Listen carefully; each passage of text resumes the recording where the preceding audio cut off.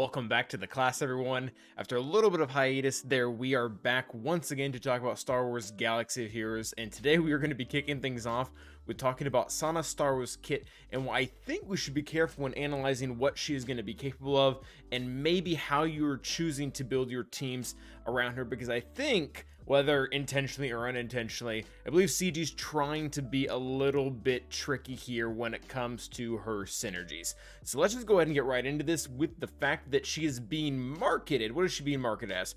She's being marketed as a rebel, scoundrel, smuggler. And this is already a little weird right off the bat because it doesn't really look like she's being given the tag of rebel, even though she's being specifically designed to work with them. If we actually look in here and highlight throughout her kit how many times the word rebel scoundrel comes up, it comes up time and time and time again.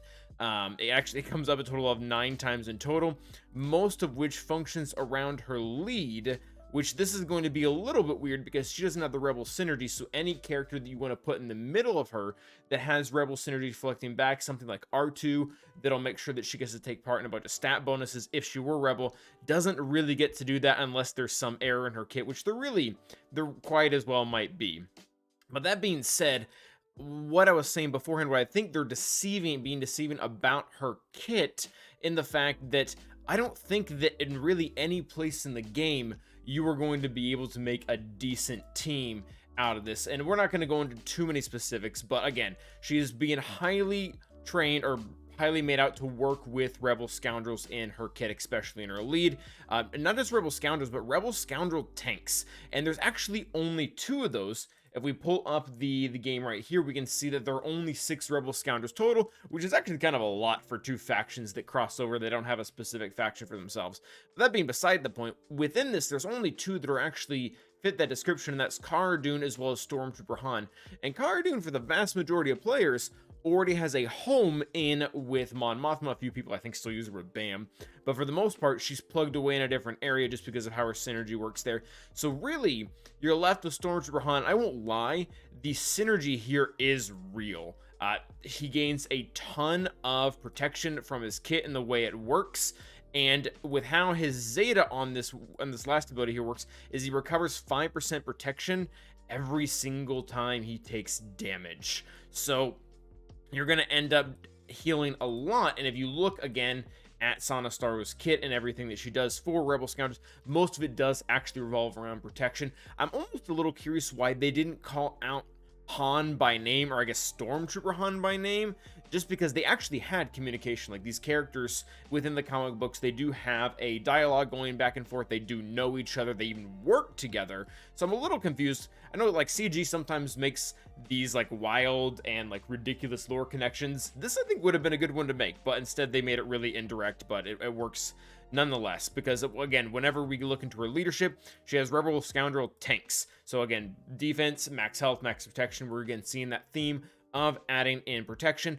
And if a rebel scoundrel removes turn meter from an enemy, which that's Cara Dune, that enemy also takes damage equal to 20% of their max health. So this is, it seems like a bunch of like Frankenstein kit, and I get what they're trying to do. I think they're trying to make 2 homes ultimately for her, and I prefer that. I've critiqued a lot of Chrysanthemum's kit and Dad Bob Boba's kit as well, and the fact that they're very much one-trick ponies within their own team. They're very good within their own team, but outside of that, they lack a lot of viability, and I think they're trying to give Sana her own place to work, whereas her real place to work in the future, and we'll get to that more on what I believe is going to just be with Doctor Aphra.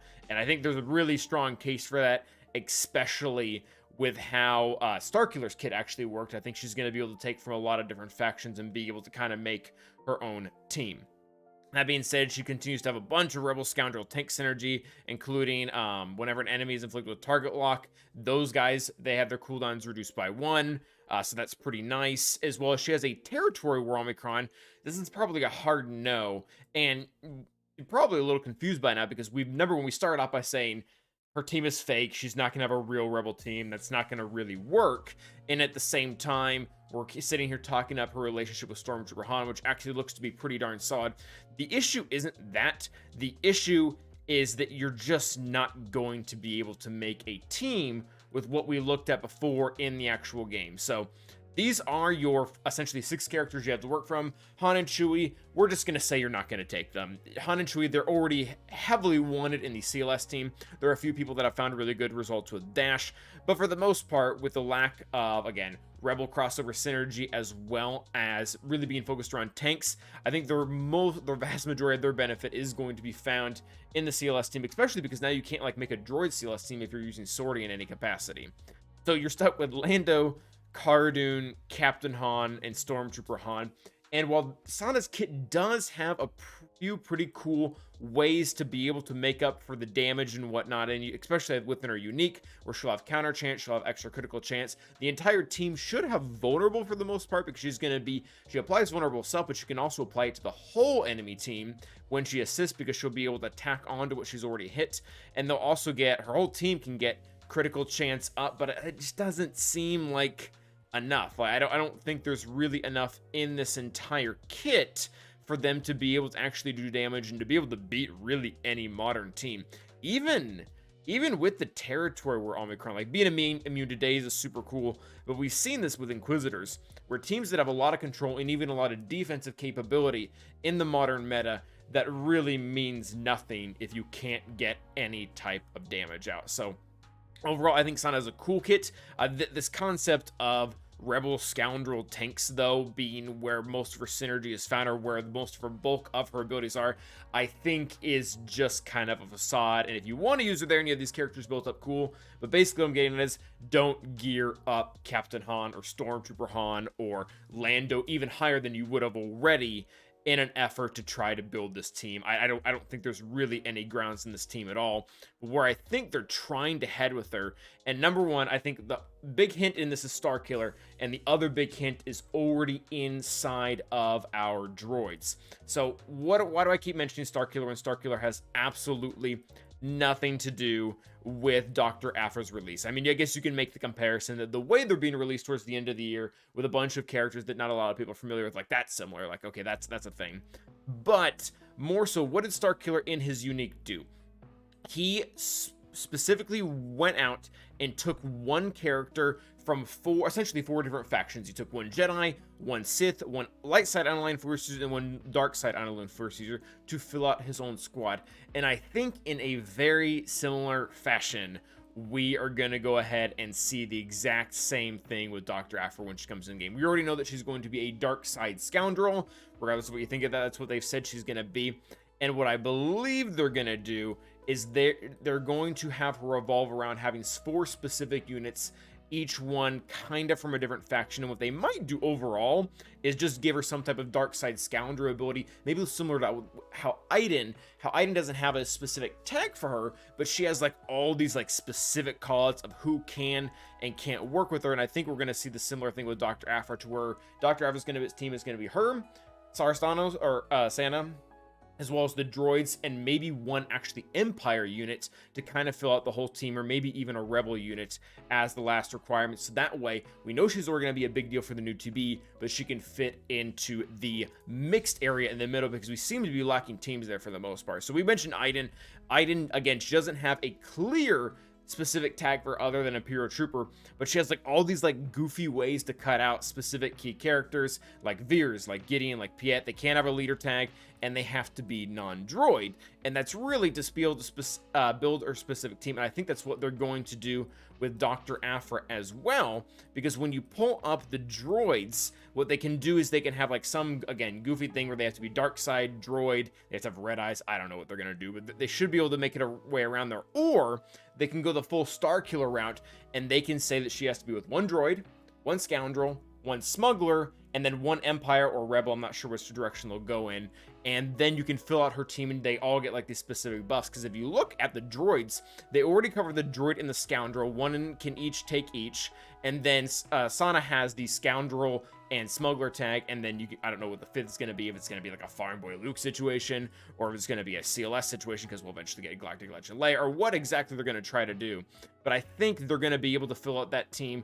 And again, going back to the fact, I do not think that this team is going to have any real viability for her, even within territory wars, even if you have everything built up. It just doesn't quite fit into the modern meta. And again, this is more of a team for endgame, because I'm guessing at the very beginning of the game, you're not going to be maxing out shards for a brand new marquee character unless you're pretty far well into things. So that is going to be it for the most part. I think the last thing that I wanted to call out is there does seem to be this really, at first awkward, but then obvious synergy to target lock. And I already remember seeing this a little bit in the droids kits, where they have interactions with target lock, but a lot of times they needed to hit something with target lock, and it didn't quite make sense because they don't really produce enough of it themselves. And when you go and look at Sana's kit, she's actually able to produce it as well, and they can kind of build off of each other in that regard. So if the target enemy is inflicted with target lock, inflict burning, another stack of damage over time. So you have attacks that aren't necessarily inflicting target lock, but are going and already stacking effects on top of already having it within the droids kits, which I think, again, we're building up to a kit around that function. Again, we see Scoundrel Ally here with Sana, and maybe what they're ultimately building up to is the team with Doctor Aphra is actually going to be Sana as the lead, Stormtrooper Han, the 2 droids, and then Doctor Aphra with a type of unique that again boosts everything in a very similar way that Starkiller is able to boost the whole team. But yeah, TLDR, don't apply the TW Omicron.